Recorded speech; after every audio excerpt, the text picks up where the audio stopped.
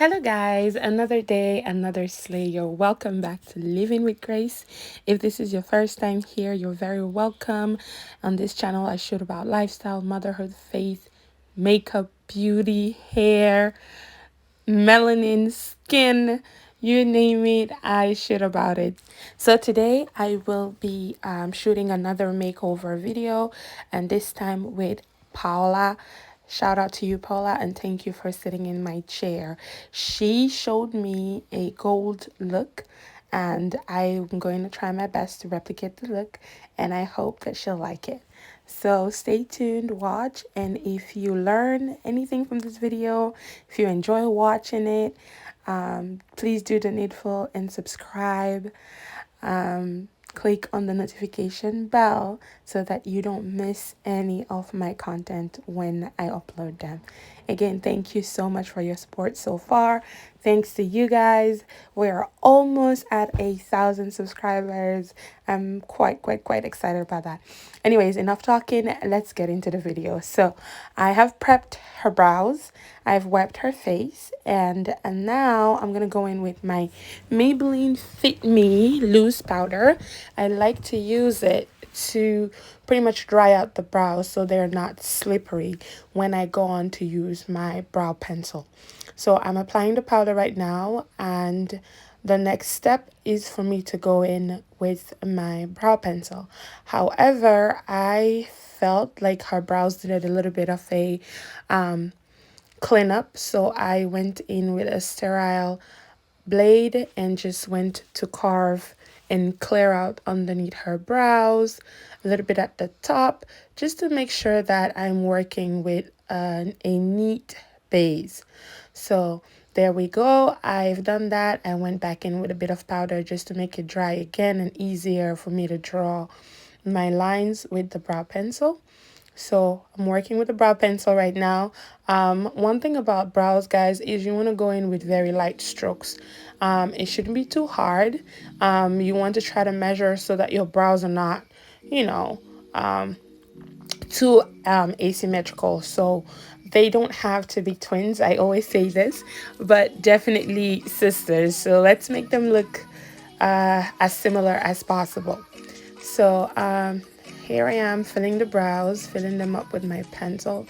And honestly, guys, brow pencils, there's a variety of them on the market. So don't just feel like, you have to get a certain brand. Whatever you get that works for you, you can stick to that. So I'm done filling up the brows with my brow pencil. Now I'm going in with my MAC concealer palette. And I'm just working with a lighter shade underneath her brows just to give it that brightness. Once I am done with one brow, I immediately move on to the next. I always make sure that I kind of spread it out because it dries out. So you want to make sure you're working with it very quickly so you don't have a hard time working with it once it's dry. After the lighter shade, I go in with my brow gel from NYX and just brush the brow hairs upwards, and the gel just helps to keep them in place. So right after that, I go back in with my MAC palette again, and now I'm working with a darker shade that is as close as possible to her skin tone, and I'm just working on the top of the brows. So cleaning them up, but not with a light shade, just a shade that is pretty much as close to her skin as possible. After that, I go in with my eyeshadow brush and just work the concealer into her skin.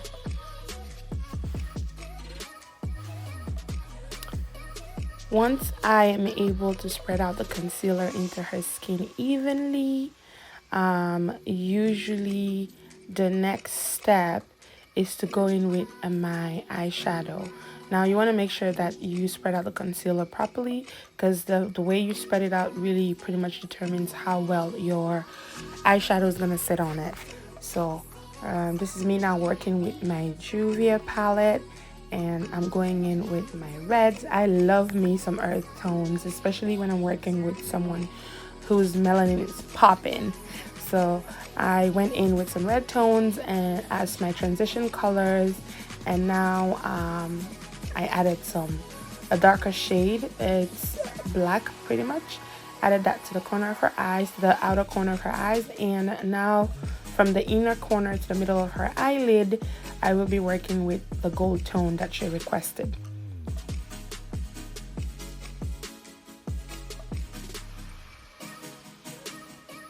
Yeah, as I am done applying the gold shimmery tone, now I'm going back in with my darker shade and just spreading it out evenly so that the lines are not too harsh.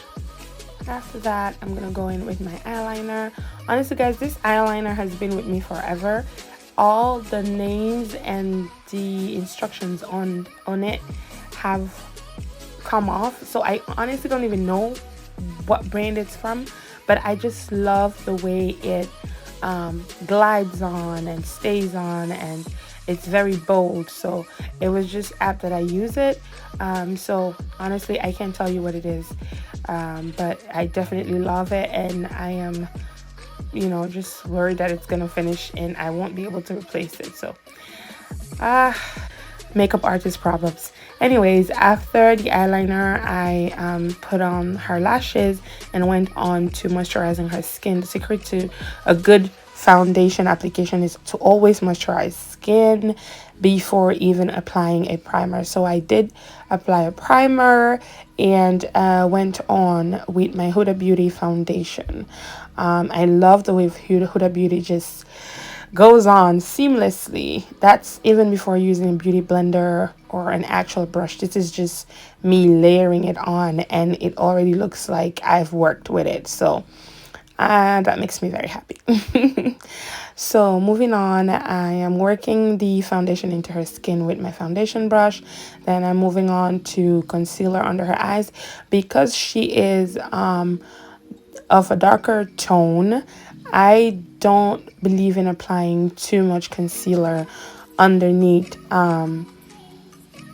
the eyes of people with darker tones, especially if they're young and they don't really need to conceal, eye bags and all that stuff. So I went in very lightly with the concealer and then moved on to my baking powder. And I believe I'm using the Sacha, and I'm using this Sacha Buttercup baking powder for her under eyes, as well as the line on her nose that I created to make her nose look thinner. Yeah, so I'm just working with the Sacha Buttercup. Again, like I said, I don't believe in brightening underneath her the eyes of darker skin toned people too much, because I just feel like it gives a lot of flashback. So I just feel like it's wiser and it's just better to go in lightly, just brighten just a little bit, just enough to give that nice little glow and brightness that you want to see, but not too much where it's like, oh my god, what does she have under her eyes? So yeah, we're working on that. And again, I believe in a very seamless transition between the darker areas of the face and the lighter areas. So I'm just working with my brush to try to make it as seamless as possible. One thing about foundation, baking, and contour is you want it to be seamless. No one should know where it starts and where it ends. Next, I want to go in on the cheeks and give her a bit of color. Not too much again on darker skin tones, because it just, in my opinion, it kind of looks tacky when you have too much color on someone who's darker in tone. So yeah, just going in very lightly and making sure I work it into the skin, and just give her enough of it where you can see it. It's there. She has, a nice little bit of redness to her cheeks, but it's not like, oh my god, what happened to her? Yep. So we're working that in, and I'm using my Morphe bronzer to do that. I love these bronzers. I don't know why they're going off of the market, but I just love, love, love, love them. I love what Morphe did with those bronzers. They look amazing, especially on darker skin tones.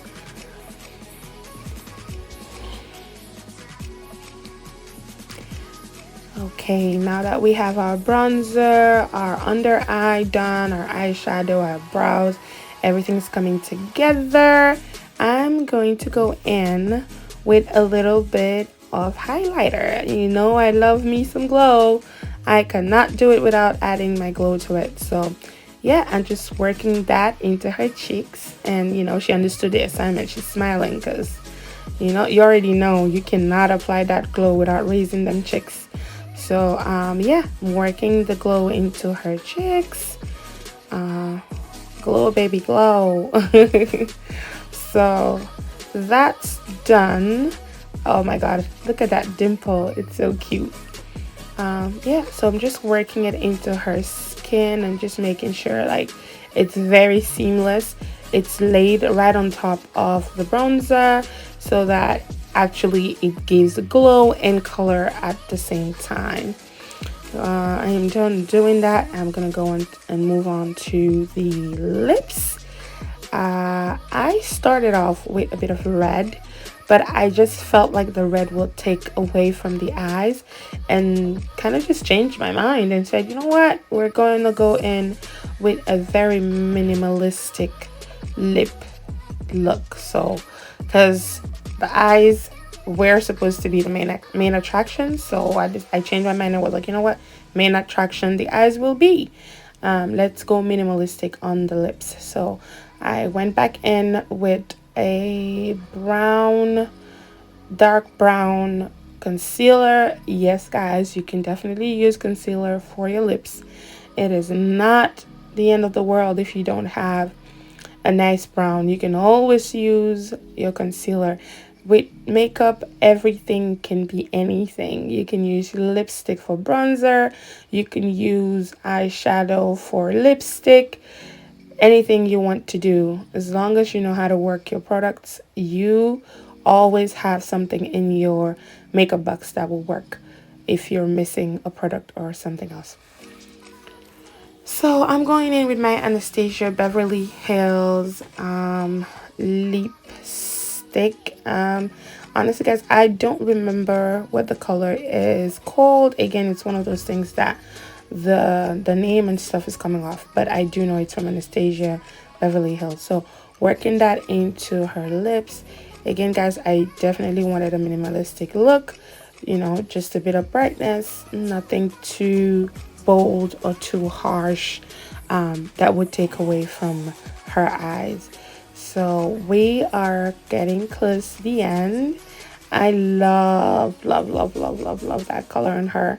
You know, so many times women that are darker have this thing where they don't think that nude colors and light pinks work very well on them. Let me tell you guys, it is a lie from the pit of hell. They do work, you just need to know how to work them. So yeah, I'm almost done with the lips. I'm gonna go on and put a little bit of glitter on it and then spray her face. So I kind of went into hard. I had to use my brush to pat in the excess mist, but yeah, you know, it does not hurt. I've never heard of anyone's makeup getting ruined by their setting spray. So I just, if anything, the more the better. So anyways, we oversprayed it, we tapped it in, and it gave her that very dewy look. That was probably meant to be, because I think it looks amazing. So yeah, I could tell she's feeling herself already at this point. She's looking to make sure all the features are looking correct. So this is me going back in with just a little bit more of my MAC lip gloss. I just felt like I needed a tiny bit more shine to the look. So I added that there, and voila, our look is pretty much done. It's all that we are going to do today. There is nothing more left to do. This is it. She's feeling herself. Everything looks really nice. There's no flashback. She's smiling. Yes. Yes, girl.